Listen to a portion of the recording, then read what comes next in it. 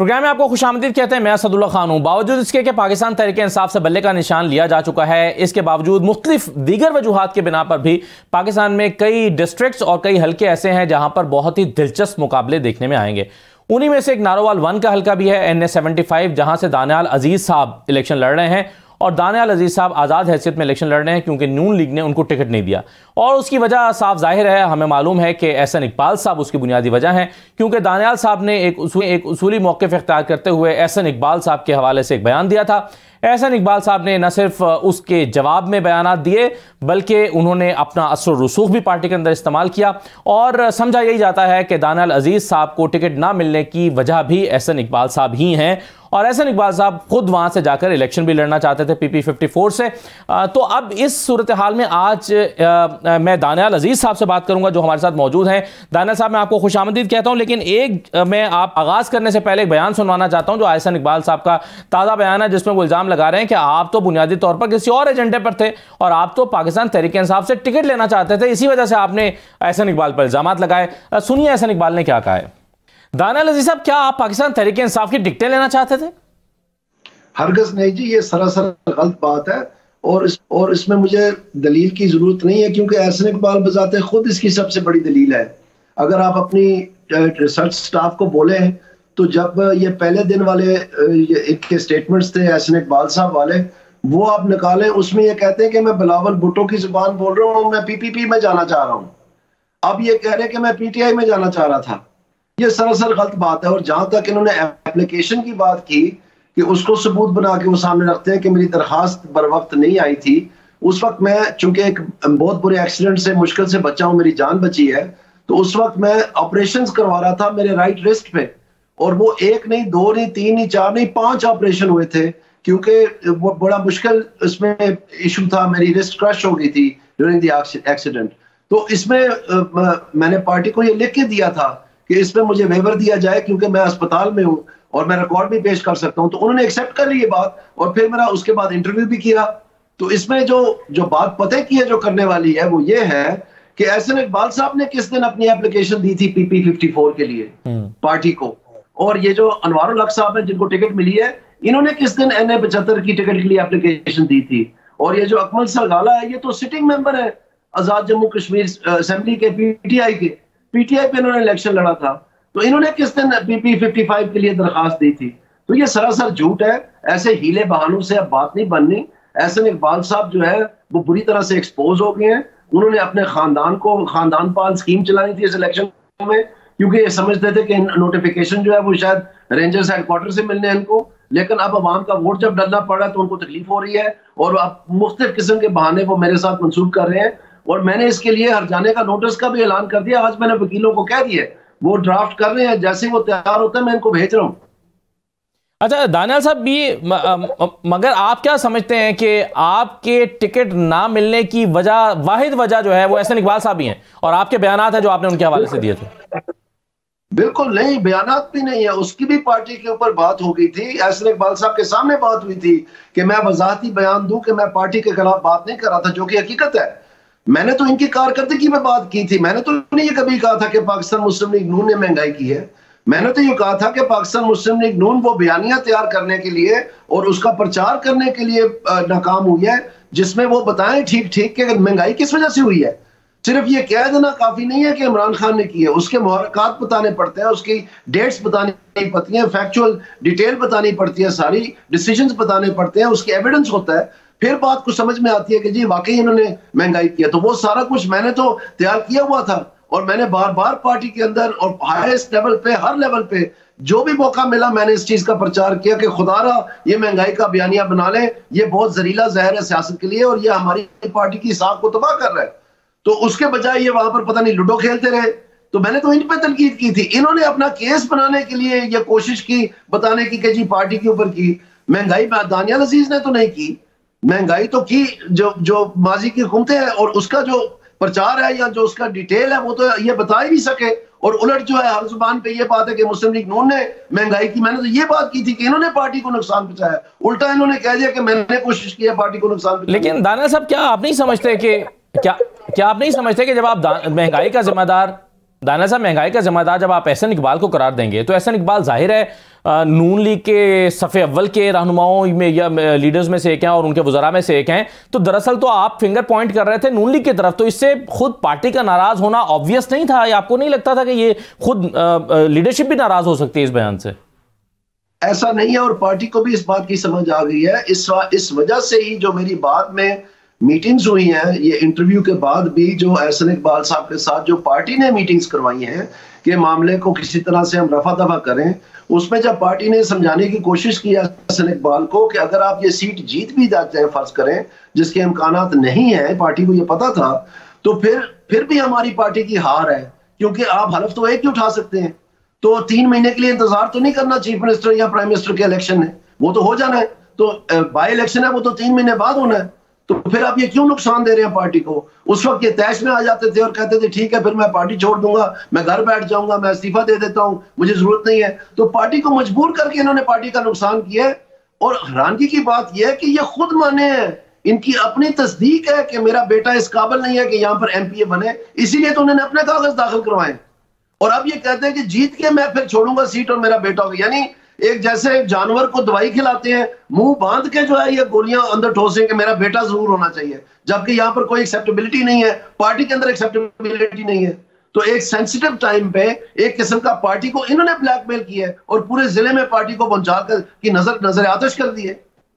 सही है। नहीं, लेकिन सर ये बताएं दाना साहब कि आपको 54 से, एहसन इकबाल के 54 से लड़ने या अपने बेटे को लड़ाने की जो ख्वाहिश है, उसमें आप क्या प्रॉब्लम समझते हैं? आप क्यों नहीं चाहते कि एहसन इकबाल या उनका बेटा यहां से एमपीए की सीट पर आकर लड़ ले? उसकी वजह यह है कि एमएनए का इलेक्शन एक बहुत बड़े इलाके पे होता है। मेरे नीचे 2 ही एमपीए की सीट्स हैं, जो पीपी 54 है, जो विंग्स होते हैं एमएनए के, वही तो सपोर्ट करते हैं। तो मैंने जो विंग पार्टी से मिलवा के प्रेसिडेंट से उनको बिल्कुल आशीर्वाद लेके आया मैं। उन्होंने 21 अक्टूबर को एक पूरा जुलूस लेके गए, सब कुछ बिल्कुल मामूल पे चल रहा था। और एक अजीब सा बहाना ले लिया इन्होंने कि जी लोटे मैंने नहीं, अब उन्होंने लोटों की फैक्ट्री लगा दी है।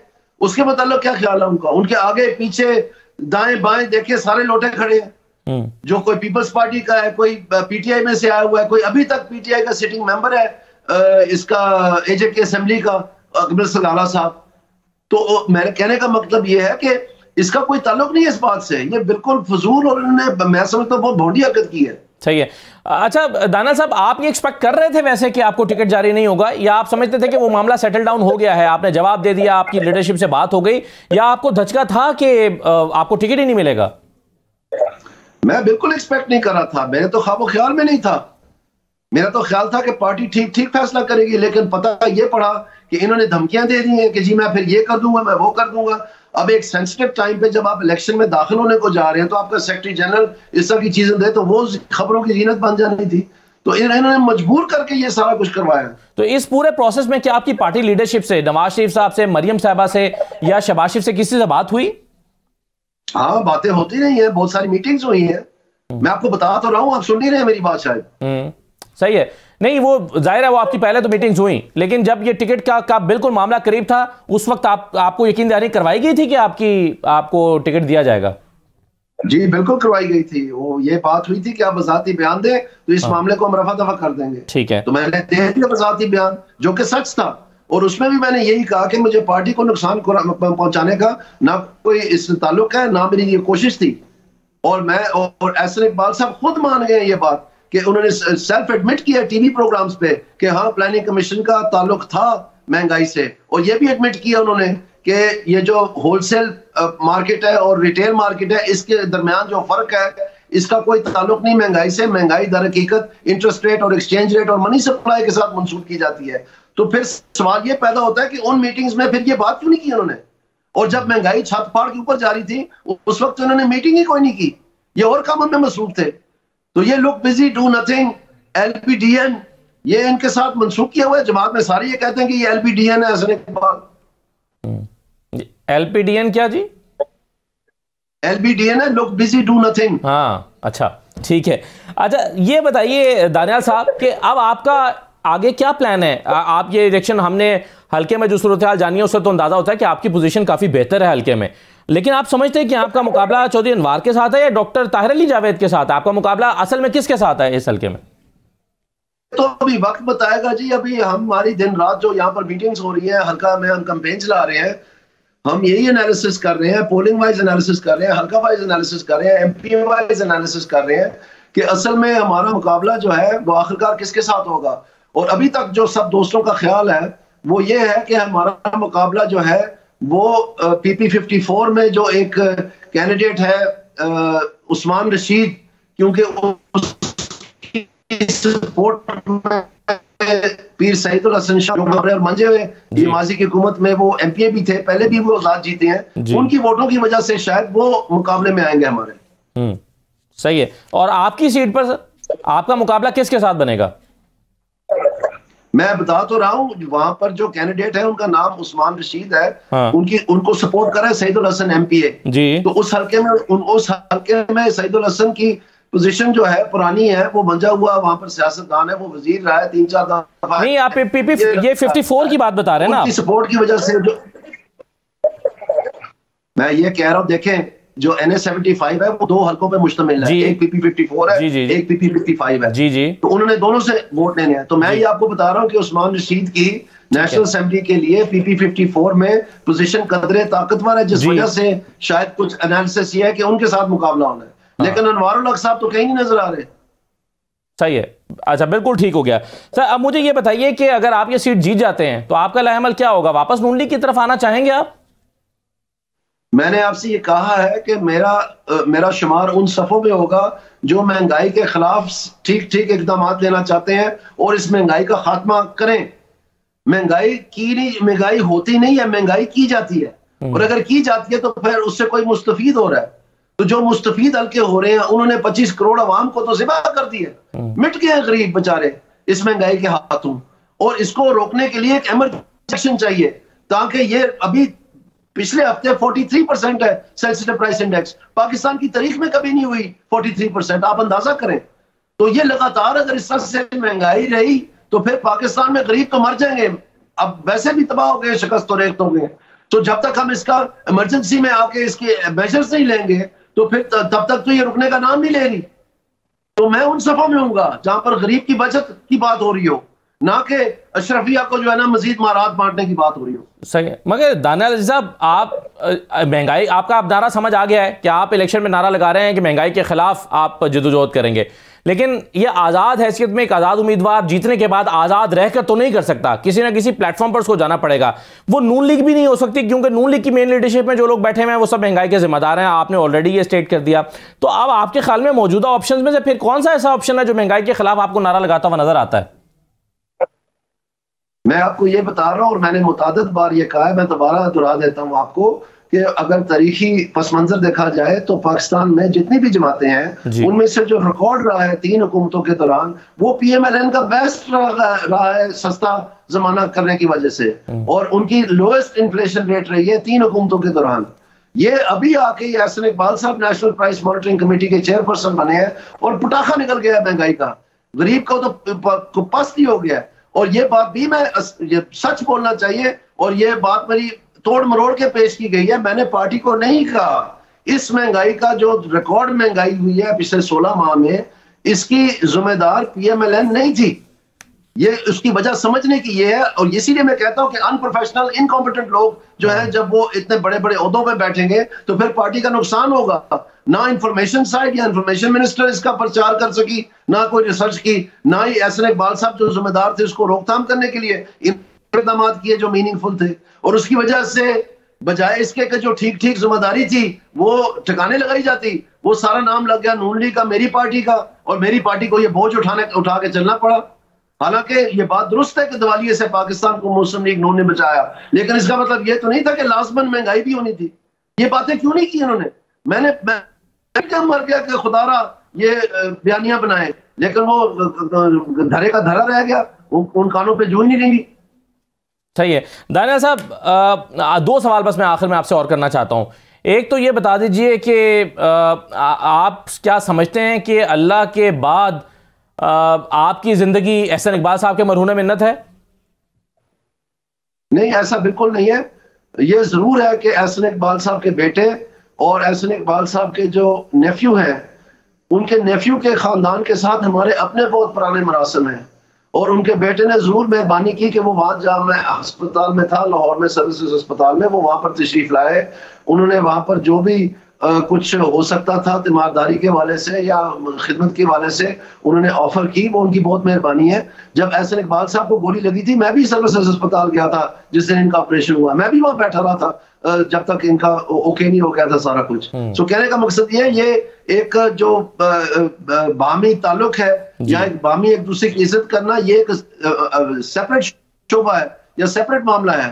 किसी के हल्के में आके अपने बेटे को धौंस से जताना, चूंकि पार्टी का ये आप महसूस कर रहे हैं कि शायद नोटिफिकेशन जो है वो पता नहीं ऊपर से बारिश की तरह गिरने हैं, ये एक और मसला है। तो इन दोनों को मिक्स नहीं करना चाहिए। सही है सर। ये बता दें कि बल्ले के जाने के बाद आपके ख्याल में क्या कॉम्प्लेक्शन चेंज हुआ है इलेक्शन का, आपके हल्के में भी और ओवरऑल भी? As a political commentator, as a politician ये जवाब दीजिएगा, आपके ख्याल में ये सही फैसला हुआ है एक सियासी जमात से उसका निशान ले लेना, और उसके बाद क्या इलेक्शन का कॉम्प्लेक्शन चेंज हुआ है?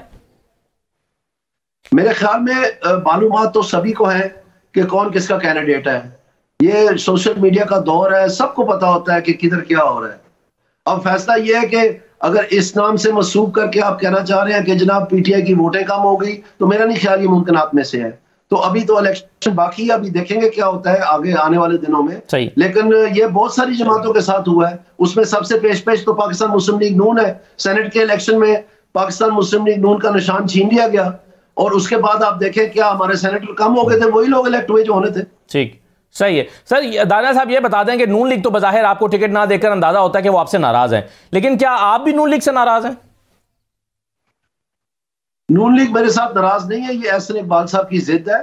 और दूसरी बात यह है कि जहां तक मेरा उस बयान का ताल्लुक है, उसकी मैंने वजाहत भी कर दी है और पार्टी ने वो एक्सेप्ट भी कर लिया, और मेरे शोकास नोटिस का जवाब भी एक्सेप्ट कर लिया। उसी के बाद तो सारी ये नेगोशिएशन शुरू हुई थी जिसमें एहसन इकबाल साहब को समझाने की कोशिश की गई।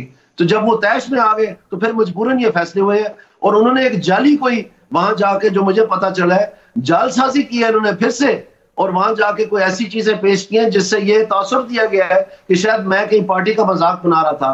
कोई मीम्स थी पता नहीं सोशल मीडिया पे जो राना सनाउल्लाह साहब ने जिसका जिक्र किया, ऐसा बिल्कुल नहीं है। मैंने ऐसा कुछ नहीं कहा, मैं कैटेगोरिकली कह रहा हूं। और ये भी इन्होंने ज्यादती की है कि अपनी जिद भी उनकी नहीं मानी जा रही थी, तो फिर उन्होंने ये हरकत की है। सही है। दानिया साहब, आपकी बातों से ये तासुर मिला है कि आप और नून लीग के दरमियान को बहुत ज्यादा नाराजगी नहीं है, और आप जीत जाएं तो वापस नून लीग की तरफ रजू कर सकते हैं। ये तासुर क्या मैंने सही लिया है? मैंने आपसे कहा है कि मैं उन सफों में गिना जाऊंगा, अगर अल्लाह करे मैं जीत जाऊं, कि मैं जहां पर महंगाई के खिलाफ पुख्ता इकदाम देने की कुव्वत या लिए जा रहे हैं, मैं उन सफों में हूंगा। राइट, बहुत शुक्रिया दानिया अजीज साहब, बहुत शुक्रिया प्रोग्राम में शिरकत करने के लिए। कहते हैं नाज़रीन, ब्रेक के बाद वापस आते हैं तो 3-4 इंपॉर्टेंट क्वेश्चंस हैं, वो जरा आपके सामने एक मुख्तलिफ पैनल के सामने रखेंगे, वकला के सामने रखेंगे। और वो ये है कि अब क्या तहरीक इंसाफ के पास ऑप्शंस क्या बचे हैं? बल्ले का निशान जाने के बाद भी क्या आज़ाद उम्मीदवार जीतने के बाद पीटीआई का रुख कर सकते हैं? क्योंकि पीटीआई अभी तक बैंड ऑर्गेनाइजेशन नहीं है, उस पर पाबंदी नहीं है। फिर हम सवाल कर सकते हैं कि क्या जो मखसूस नशस्तें पीटीआई के हाथ से फिलहाल चली गई हैं, उसके वापस आने का कोई कानूनी रास्ता मौजूद है अगर तहरीक इंसाफ अपने इंटर पार्टी इलेक्शन दोबारा करा ले? तो तहरीक इंसाफ के पास क्या ऑप्शंस बचे हुए हैं, उस पर बात करते हैं ब्रेक के बाद वापस आकर। ब्रेक के बाद आपको दोबारा खुशामदीद कहते हैं। आज पाकिस्तान तहरीक इंसाफ ने लेवल प्लेइंग फील्ड का केस भी वापस ले लिया है और तौहीन अदालत की दरख्वास्त भी वापस ले ली है। पाकिस्तान तहरीक इंसाफ ने यह किस हिकमत अमली के तहत किया है, एक तो इस पर बात करते हैं। दूसरा, पाकिस्तान तहरीक इंसाफ के वोटर्स और आज़ाद उम्मीदवारों के जहन में कुछ कानूनी उलझने हैं, जिनमें से एक ये भी है कि क्या आज़ाद उम्मीदवार जीतने के बाद तहरीक इंसाफ में भी जा सकते हैं या किसी और पार्टी में उनको जाना पड़ेगा, या वो आज़ाद हैसियत बरकरार रखना मजबूरी होगी उनकी, क्योंकि तहरीक इंसाफ पर पाबंदी नहीं है। तहरीक इंसाफ खत्म नहीं हुई तो क्या वो तरीके से इंसाफ को ज्वाइन कर सकते हैं? और क्या कोई ऐसा रास्ता मौजूद है कि जो मखसूस नशस्तें हैं वो भी तहरीक इंसाफ को मिल जाएं? क्या उसके लिए इंट्रा पार्टी इलेक्शंस दोबारा कराना पड़ेंगे? क्या इंट्रा पार्टी इलेक्शंस दोबारा कराने के बाद भी ये फैसिलिटी मिल सकती है या नहीं मिलेगी? तो बहुत सारे सवालात हैं जो लोगों के जहनों में है, वो हम कानूनी माहिरीन के सामने रखते हैं। प्रोग्राम में मेरे साथ इस हिस्से में हसन रजा पाशा साहब मौजूद है, माहिर कानून है। बहुत शुक्रिया हसन पाशा साहब, खुशामदीद। अलीना शिगरी साहब हमारे साथ मौजूद हैं, सीनियर तजज़ियाकार हैं। अलीना, बहुत शुक्रिया, आपको भी खुशामदीद। हमें जहांगीर जदून साहब भी कुछ देर में ज्वाइन कर लेंगे। मैं सबसे पहले तो ये बताइए पाशा साहब के तहरीक इंसाफ ने जो आज दरखास्तें वापस ली, लेवल प्लेइंग फील्ड की या तौहीन अदालत की, ये इसकी अब ज़रूरत नहीं रही थी? यानी ये दरखास्तें वापस लेनी ही थी, या आपके ख्याल में पीटीआई ने अदालतों पर या ख़ासतौर पर सुप्रीम कोर्ट पर अदम एतमाद का इजहार किया है?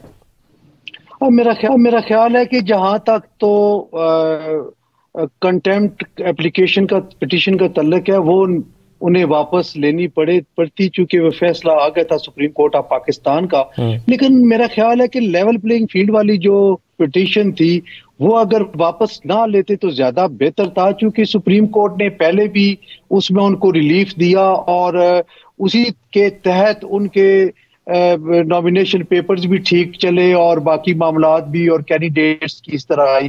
तो मुझे मुनासिब नहीं लग रहा, शायद उनकी अपनी एक प्लानिंग हो या SOPs बनाए हो कि हमने किस तरीके से आगे जाना है, क्योंकि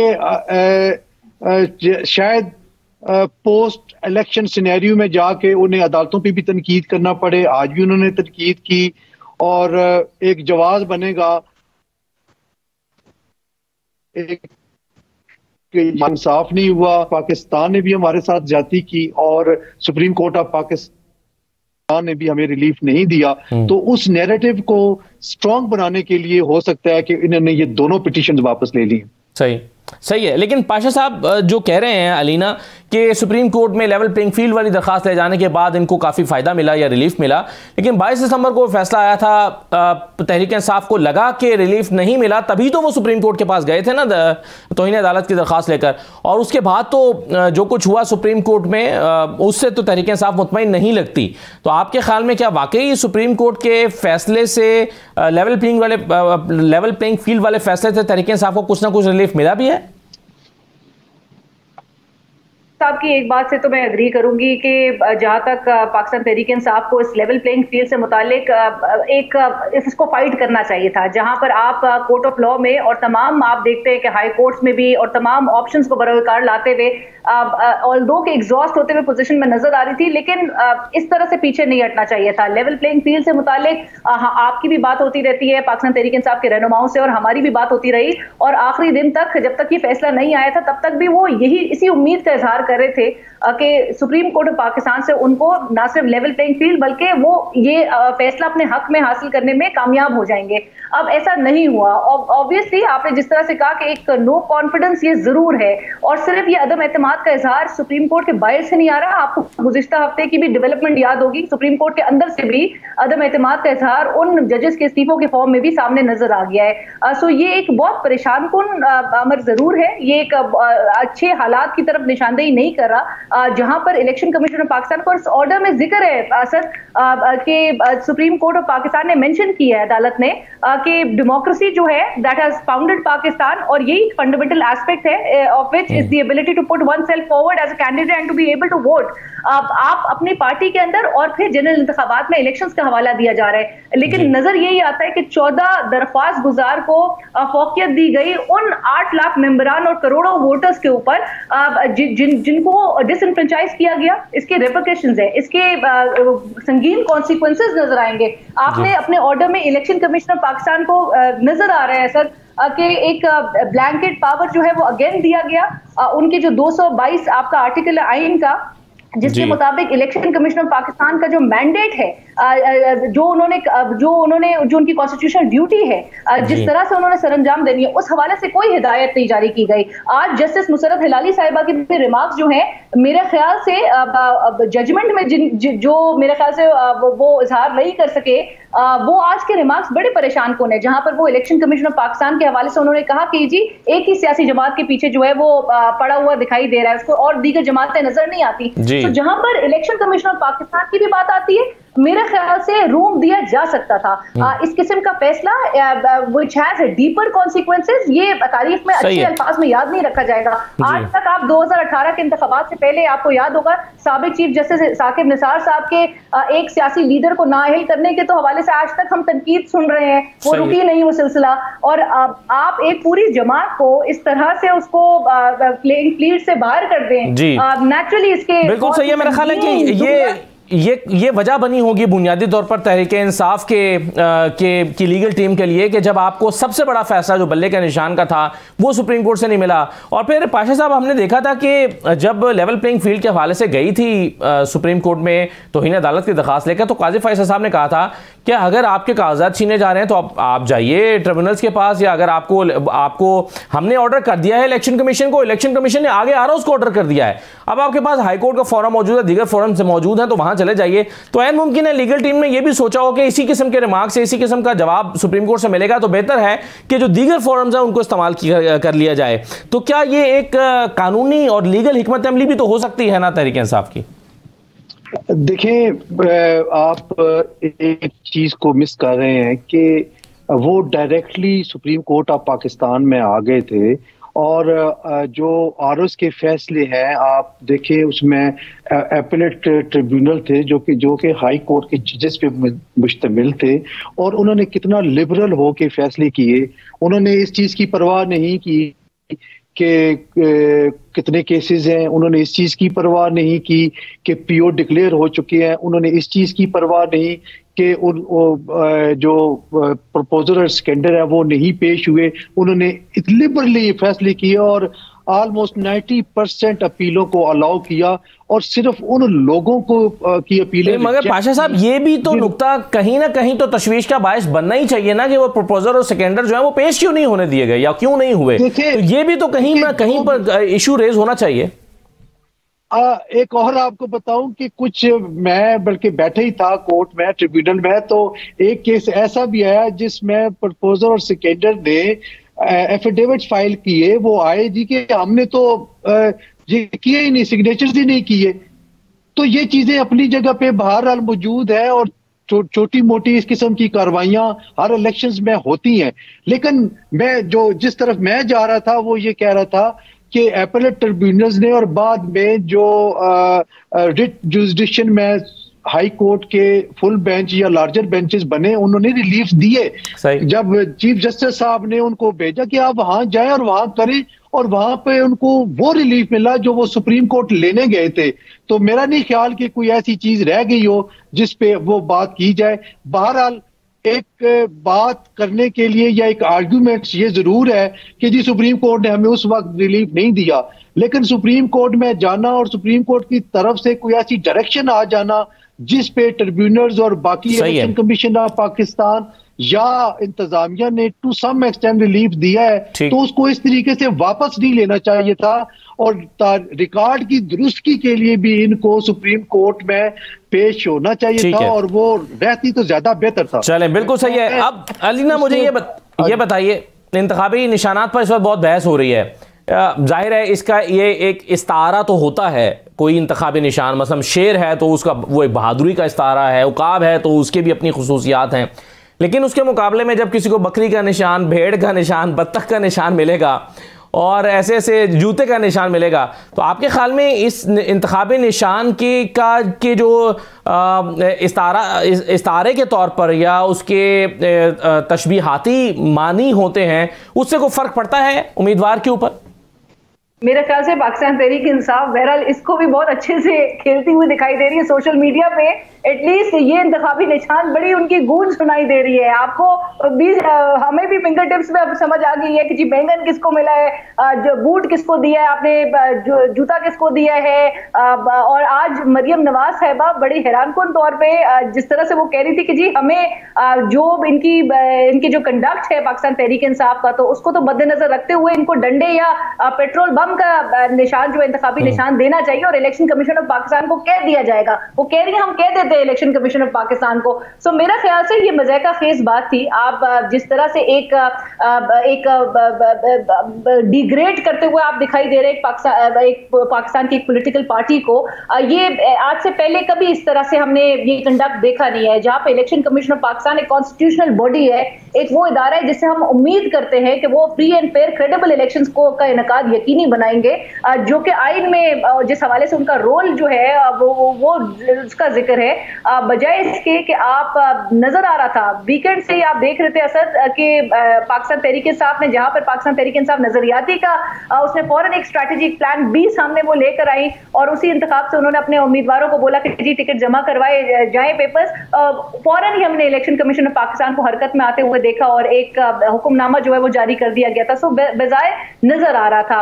लेकिन इंटरेस्टिंग पहलू इस पूरे एस्पेक्ट का ये भी है, जहां पर एक तरफ पाकिस्तान तहरीक इंसाफ को नेचुरली एक पेचीदगी, एक चैलेंजेस का सामना उनको जरूर करना पड़ेगा कि वो किस तरह से अपने उम्मीदवारों के इंतखाबी निशान अपने पूरे वोटर्स तक जो है वो आगे पूरा मैसेज जो है अक्रॉस भेजते हैं। एक सेंस ऑफ कंफ्यूजन भी क्रिएट होती है, फिर कैंडिडेट्स के पार्ट पे भी ना एक डिटैचमेंट भी जरूर पार्टी से फील की जाती है कि हर कोई इंडिपेंडेंटली होगा, उस पर पार्टी का लॉ किस हद तक, पार्टी के रूल्स जो है वो किस हद तक उस पर लागू होंगे, वो तो पाशा साहब भी जरूर बेहतर बता सकते हैं, लेकिन इंडिपेंडेंट आगे हॉर्स ट्रेडिंग को आप उसके रास्ते दरवाजे खोल दे रहे हैं। सो एक आपने बजाहिर ऐसा कोई एक दरवाजा खोल दिया है कि जिससे अब कॉम्प्लिकेशन ही मजीद क्रिएट होते हुए दिखाई देंगे। लेकिन but the good thing is कि आपको बजाहिर लग रहा था कि पाकिस्तान तहरीक इंसाफ को बतौर जमात उससे इसका इंतखाबी निशान छीन कर शायद ये एक लास्ट आपने एक last nail in the coffin वाली एक बात होगी,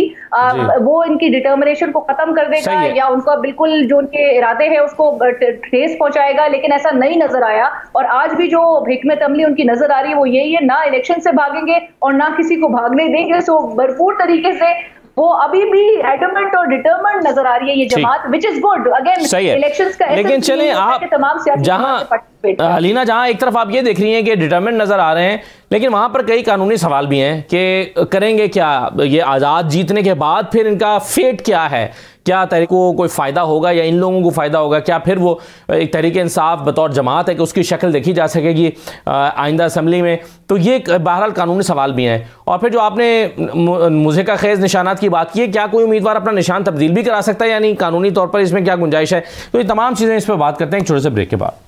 दोबारा आपको खुशामद कहते हैं। हाफिज़ एहसान अहमद साहब हमारे साथ मौजूद हैं। हाफिज़ साहब, अभी इंतखाबी निशानात पे बहस हो रही थी ब्रेक पर जाने से पहले, और उसमें हम ये डिस्कस कर रहे थे कि कुछ मखसूस निशानात दिए गए हैं। वैसे मुझे याद है कि ज़माने में 8 से 8, 10, 12 साल पहले कोई ज़िमनी इंतखाब हो रहा था तो वहाँ पे गाजर मूली वगैरह के निशानात दिए गए, तो मुखालिफी ने कुछ इस किस्म के जुमले इस्तेमाल किए कि उस पर लड़ाई हो गई और इलेक्शन कमीशन ने फैसला किया कि ऐसे निशानात जिस पर ज़ूमानी जुमले कैसे जा सकें वो निशानात नहीं देंगे। तो अब वो क्राइटेरिया तो मुझे नहीं पता कि वो कैसे सिलेक्ट करेंगे उस क्राइटेरिया पर, लेकिन बहरहाल ये बैंगन वगैरह तो शायद उसी फैमिली में आ जाते हैं। तो क्या कोई उम्मीदवार चाहे तो अपना निशान तब्दील करा सकता है? कानूनी रास्ता है उसके पास? देखिए, चीज़ ये है कि लॉ के मुताबिक ये है कि जो फर्स्ट प्रायोरिटी है वो उन इलेक्शन सिंबल्स को दी जाती है कि जो किसी पार्टी से आपकी अटैचमेंट है या आप सर्टिफिकेट लेके आए, और वो आपका तीर भी हो सकता है, वो आपका शेर भी हो सकता है। वो अगर पीटीआई जो है उसको 209(3) का सर्टिफिकेट मिल जाता तो सेक्शन 215 के मुताबिक बल्ला होना था, किसी का क्रेन, ये वो तो नहीं हुआ ना, तो आजाद हो गए ना। अब ये एक फर्स्ट प्रायोरिटी। अब दूसरी प्रायोरिटी होती ये है कि वो आपका आ जाता है कि अगर कोई कैंडिडेट्स उन जो सिंबल्स हैं उसके अंदर से कहे कि जी ये मुझे जो है अब आप जो है वो बॉल दे दे, वो कहेंगे या वो मुझे तो पार्टी को दिया हुआ है। नहीं, वो उसके अलावा, ठीक है, उन अलावा के जो उस लिस्ट के अंदर मौजूद हैं, अगर उसको कोई दूसरा कैंडिडेट कंटेस्ट करे तो फिर ये है कि वो डिस्क्रिप्शन आ जाती है रिटर्निंग ऑफिसर की कि नहीं जी चूंकि मैं इसको दे दिया इसको नहीं, लिहाजा बात खत्म है। अब मेरा ख्याल है कि इसके अंदर प्रॉब्लम ये आई है कि ये पहले तो बल्ले पे कनात करते रहे, और दूसरा ये है कि वो चले गए बल्लेबाज के ऊपर। तो बल्लेबाज की जब लिस्टें आई उतनी देर में वो टाइम भी ऐसा रह गया था, तो जो इनकी डिस्क्रिप्शन चॉइस करनी थी रिटर्निंग ऑफिसर को कहना कि जी इनको तो 20-25 को छोड़े ना, हमें इस जगह जो है ये एक रीजनेबल जिसकी तरफ आपने दिया वो दे देते। जब इन्होंने टाइम वो मिस कर दिया है और ऊपर से सुप्रीम कोर्ट की हेयरिंग भी चल रही थी, तो फिर रिटर्निंग ऑफिसर के सामने जो जो चीज आती गई है वो उसको देता है। फर्ज कीजिए कि एक अब वो चेंज नहीं हो सकता। अगर कोई जाता है कि जी मुझे ये चेंज कर दें, अब वो नहीं हो सकता। That is final. प्रेसिडेंट तो मौजूद है, वैसे चेंज होने वाला प्रेसिडेंट तो है। नहीं, उसके अंदर ये है कि वैसे एक्स्ट्रा ऑर्डिनरी हो, लेकिन अब आप देखें कि आपके मुल्क के अंदर 853 हल्के हैं जिसके अंदर करने जा रहे हैं, और हर जगह ये प्रॉब्लम आई हुई है। किसी जगह कुर्सी मेज आ गया, किसी जगह बैंगन आ गया, किसी जगह जो है वो आपका बकरी आ गई, कहीं भेड़ आ गई। ये आरओ का मुकम्मल इख्तियार है कि वो किसको भेड़ बना दे, किसको शेर बना दे। नहीं, शेर तो बनाना है, इलेक्शन कमीशन ऑफ पाकिस्तान ने, वो तो उसका आ गया। अब अगर बकरी उन्होंने रख दी है या भेड़ रख दी है तो वो फिर डिस्ट्रिक्ट रिटर्निंग ऑफिसर जो है, या यानी कि वो रिटर्निंग ऑफिसर जो है उसकी डिस्क्रिप्शन है। लेकिन उससे पहले पार्टी जो है एज ए कैंडिडेट जो है, मैं ये कह सकता हूं कि नहीं जी मुझे ये निशान ना दे, मुझे ये निशान दे, क्योंकि हमारे इलाके के अंदर जो है वो सिंबल्स बड़ा काउंट करता है। ऐसे सिंबल मसला मैं एक दफा पहली दफा मैंने लफ्ज सुना घुरघुरा या घरघरा, पता नहीं वो, अब मैंने अगर पहली दफा सुना है तो वो शायद आपने तो शायद सुना होगा। जो है वो अमूमन खच्चर के लिए होता है कि जिससे अंदर वो जो है ना वो बगले जैसा कोई जानवर है उसके लिए। आप देखें ना, आपको भी पता नहीं है तो आम आदमी को कैसे पता होगा कि ये घरघरा कैसे तलाश करना है वोट लिस्ट में से। और फिर इसी तरह से वो म्यूजिक के आलात में से एक वो बाजे की शक्ल का कोई होता है, मुझे सच्ची बात है उसका नाम नहीं आता। ये है कि 170 के करीब पाकिस्तान की पॉलिटिकल पार्टीज हैं कि एक तो निशान उनको गए चले, उसमें 13-14 वापस आ गए।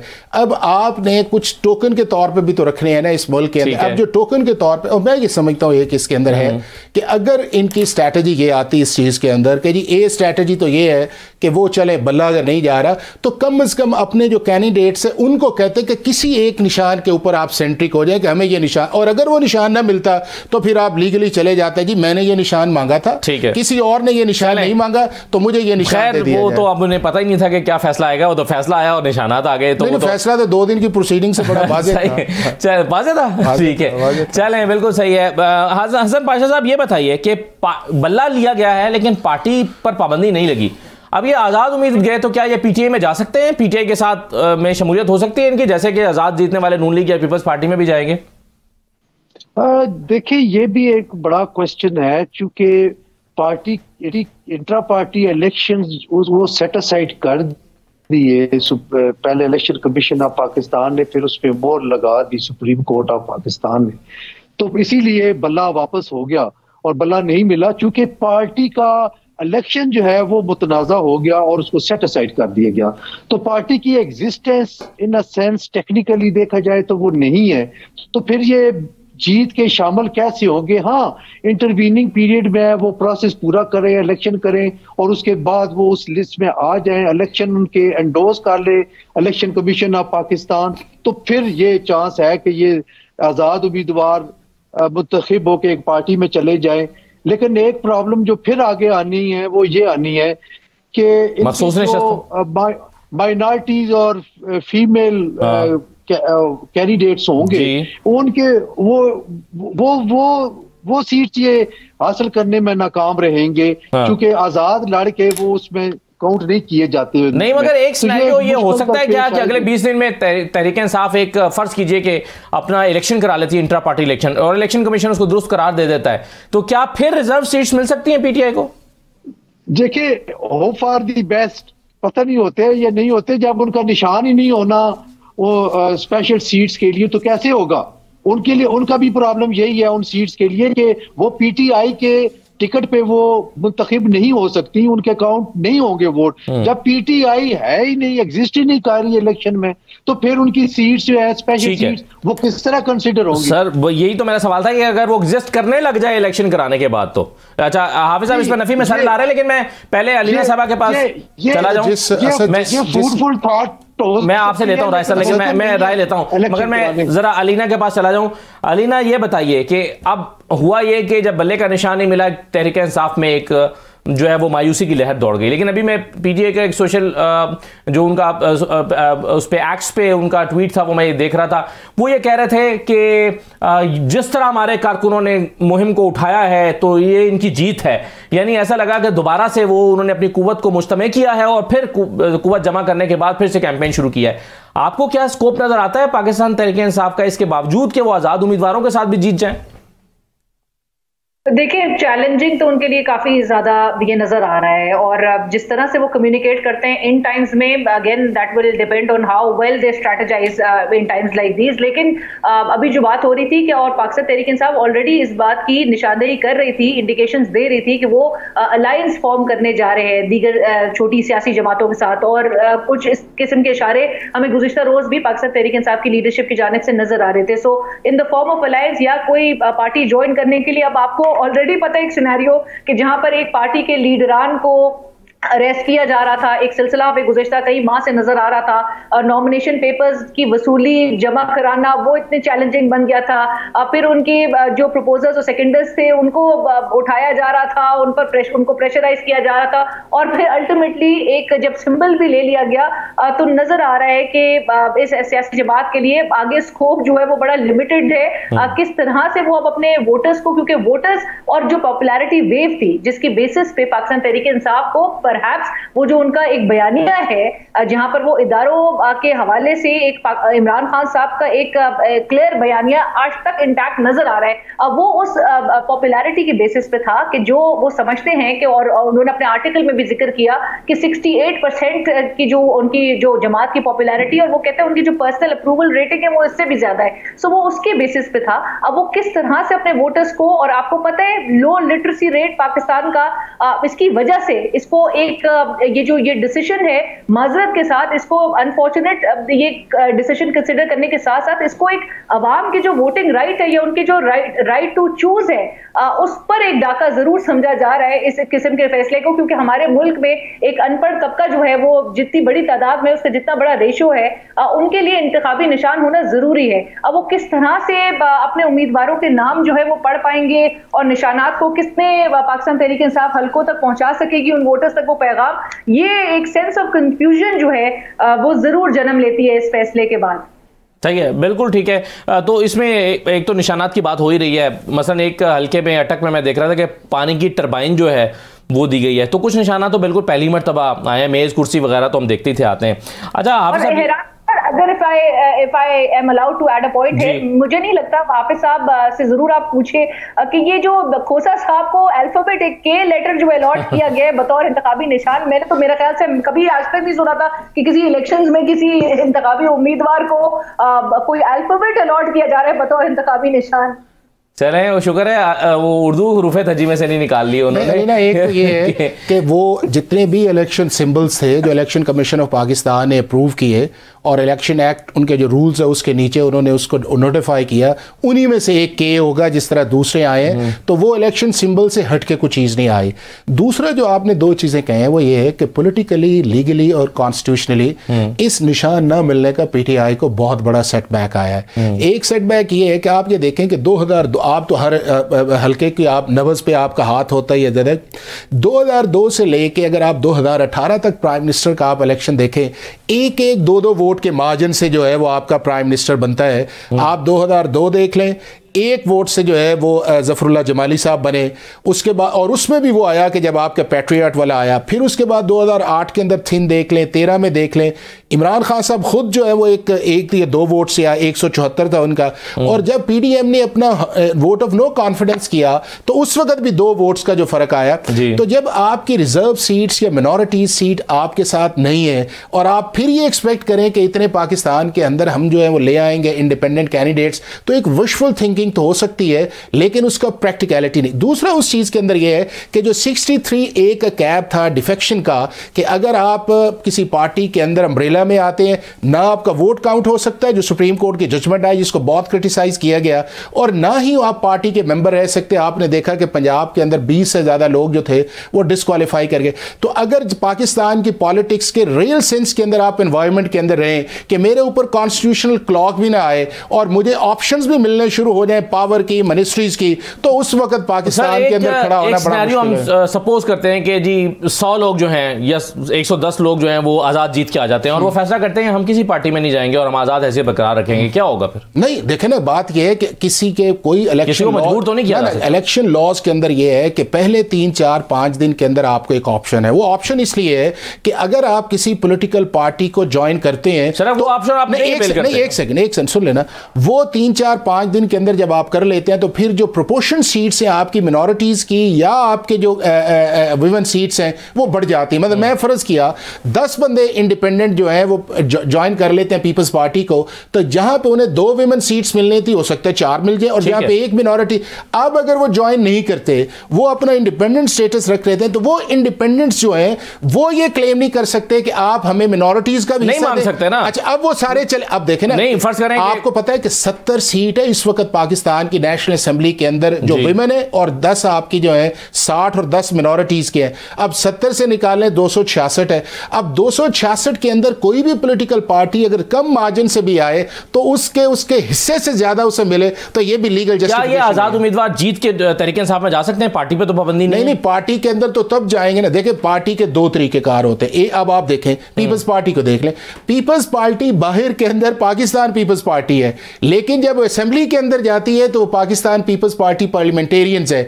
अब इस तरह ये नहीं है कि असेंबली के अंदर जाके आप ये कहें कि हम इस पार्टी के अंदर जाना चाह रहे हैं, पार्टी पर तो पाबंदी होगी ना, तो वो पार्लियामेंटेरियन बन गई। नहीं, मैं आपको सिर्फ तहरीक इंसाफ है तो पाबंदी नहीं है। मैं आपको एग्जांपल्स ये दे रहा हूं कि पार्टी के अंदर जब आप किसी अम्ब्रेला के अंदर चले जाते, इसी तरह इंडिपेंडेंस का है कि अगर मैं फर्ज किया मैं इंडिपेंडेंट हो जाता हूं तो मेरी पार्टी इलेक्शन कमीशन में रजिस्टर्ड पार्टी तो है ना जी। आप नहीं देखें, एज आप आज नहीं, आज भी हो सकता है ये है कि 800-850 जो कैंडिडेट खड़ा हुआ है पीटीआई का, उसमें से 95% वो पार्टी के मेंबर्स हो। इसमें तो कोई दो राय नहीं ना हो सकती कि अगर मैं पार्टी का मेंबर हूं तो मुझे टिकट मिला है।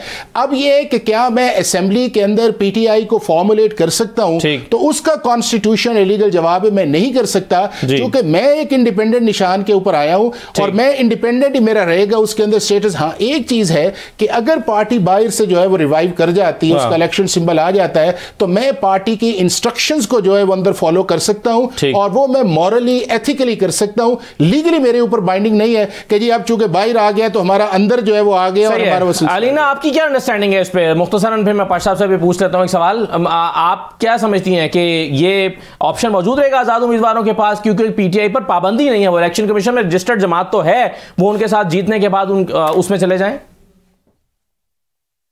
मेरा ख्याल से हाफिज साहब बहरहाल एक कानूनी अपनी राय तो जरूर दे रहे थे, और खोसा साहब भी आज यही कहते कि पाकिस्तान तहरीक इंसाफ इंटैक्ट है, पार्टी बैन नहीं हुई है, पार्टी का इंतखाबी निशान जरूर छीना है लेकिन पार्टी बैन नहीं है। एग्जैक्टली, तो लिहाजा उनके कैंडिडेट्स इंडिपेंडेंटली इलेक्ट होते हुए अगर इलेक्शंस कॉन्टेस्ट करेंगे तो उनके ऊपर कोई वो नहीं है, कोई ना तो उनके ऊपर कोई कदगन होगी। वही जो हम बात करें कि हॉर्स ट्रेडिंग का भी एक कॉम्प्लिकेटेड सिनेरियो है कि हॉर्स ट्रेडिंग का एलिमेंट भी जो है वो आप रूल आउट नहीं कर सकते कि उनको प्रेशर क्रिएट करके उनको किसी और सियासी जमात का हिस्सा बनवा दिया जाए या वो कोई ज्वाइन कर ले। सो वो भी ऐसा सिनेरियो जो है वो देखा जा सकता है। तो ठीक है पाशा साहब, फाइनली आपका क्या कमेंट है? कोई होप बची है तहरीक इंसाफ के लिए, या जिस तरह से वो कह रहे हैं कि जी एक मंडी लगेगी, खरीदारी शुरू होगी, जो आजाद जीत कर आएगा उसको उसके लिए बोलियां लगेंगी, ये होने जा रहा है पाकिस्तान में? हाँ बिल्कुल। देखें, आजाद उम्मीदवार कोई नज़्मो ज़ब्त के पाबंद नहीं होते, आल दो कि वो पार्टी के मेंबर्स हैं। चंद जो डाई हार्ट लीडर्स हैं या वर्कर्स, और वो अगर कामयाब हो जाते हैं तो ये तसव्वुर किया जा सकता है कि वो इंटैक्ट रहेंगे अपनी पार्टी के साथ। लेकिन बाकी सारे मसलन हम एक ऐसे कैंडिडेट को भी जानते हैं, पीटीआई का इस वक्त कैंडिडेट है एमएनए का, और उसने अप्लाई किया था बेसिकली मुस्लिम लीग नून से, वहां इंटरव्यू भी हुआ और वहां उसको टिकट नहीं मिला। ये अभी 2 हफ्ते पहले की बात है। आज वो पीटीआई का नामजद कैंडिडेट है एक हल्के में। तो अगर इस किस्म के कैंडिडेट होंगे तो उनका तो कुछ पता नहीं है, ठीक है, वो तो किसी वक्त कुछ भी कहीं भी। चलिए बिल्कुल ठीक है, बहुत शुक्रिया हसन रजा पाशा साहब, बहुत शुक्रिया। हाफिज एहसान अहमद साहब प्रोग्राम में शिरकत करने का शुक्रिया। इजाज़त दीजिए, अल्लाह हाफिज।